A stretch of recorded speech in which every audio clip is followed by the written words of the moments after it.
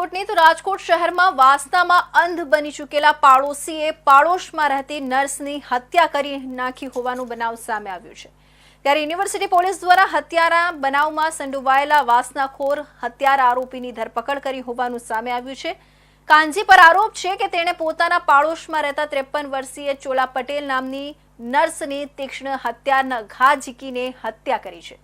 મંગળવારના રોજ રાજકોટ શહેરના યુનિવર્સિટી પોલીસ સ્ટેશન ખાતે જાણ થાય છે કે રાજકોટની યુનિવર્સિટી પોલીસ સ્ટેશનથી થોડે દૂર આવેલા આયુર્વેદિક હોસ્પિટલની પાછળ ઋષિકેશ સોસાયટીમાં એક હત્યાનો બનાવ બન્યો છે।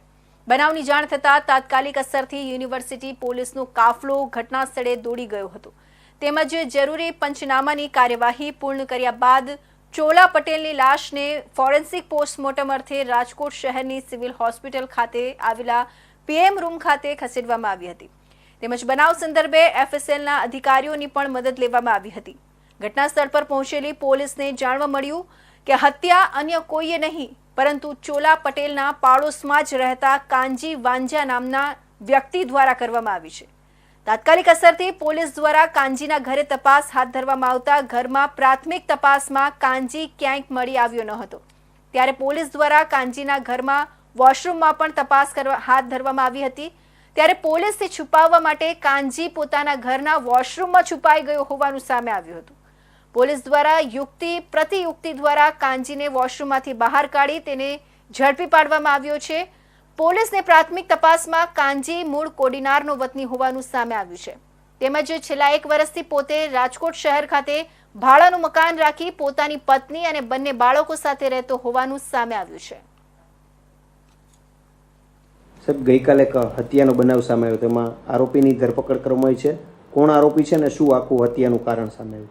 ગઈકાલે જે યુનિવર્સિટી પોસ્ટી વિસ્તારમાં ઋષિકેશ સોસાયટી શેરી નંબર 2માં જે બનાવ બનેલો હત્યાનો બનાવ બનેલો તેમાં એક બેન હતા જેનું નામ ચોલાબેન પટેલ હતું જેઓ નર્સમાં નોકરી કરતા હતા જે Rajkot research cancer and research ઇન્સ્ટિટ્યૂટમાં નોકરી કરતા તે અગાઉ તેઓ અમદાવાદ નોકરી કરતા હતા અને તેઓ ઋષિકેશ સોસાયટીમાં ભાડેથી મકાન રાખીને રહેતા હતા। તેમની પાછળના મકાનની પાછળ એક આરોપી જેણે હત્યા કરી છે તેનું નામ કાનજીભાઈ ભીમાભાઈ વાંજા હતો।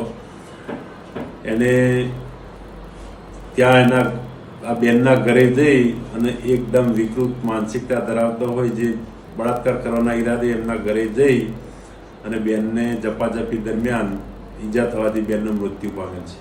સાહેબ, આરોપી કોણ છે ને એનું શું? આરોપી કાનજીભાઈ ભીમાભાઈ વાંજા જે મૂળ રહેવાસી સિંધાજ ગામ તાલુકો કોડીનારનો વતની છે અને હાલ ઋષિકેશ સોસાયટીમાં જ ભાડેથી રહે છે। કઈ રીતે એને પ્રવેશ કર્યો તો કોઈ ઓળખાણ હતી, શું હતું? ના, કોઈ ઓળખાણ નહીં પણ પાછળ રહેતા એના હિસાબે એકબીજાને જોયેલા હોય બાકી એના કોઈ સંપર્કમાં નહીં કોઈ રીતના કોઈ કોન્ટેક્ટમાં હતા નહીં બેન અને આ ભાઈ પણ એને એ આગળના ભાગેથી જ પ્રવેશ કરેલો છે અને રાત્રિના આશરે 1:30 વાગ્યાની આસપાસ પ્રતિકાર કર્યો તો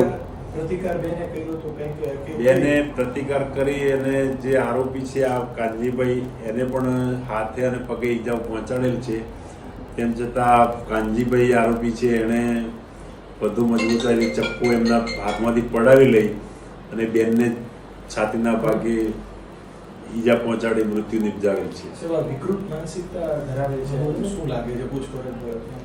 પૂછપરછ દરમિયાન તો એવું જણાવે છે કે વિકૃત માનસિકતા થોડી ધરાવે છે થોડી ઘણી એના કારણે જ આ બનાવ બનેલો છે।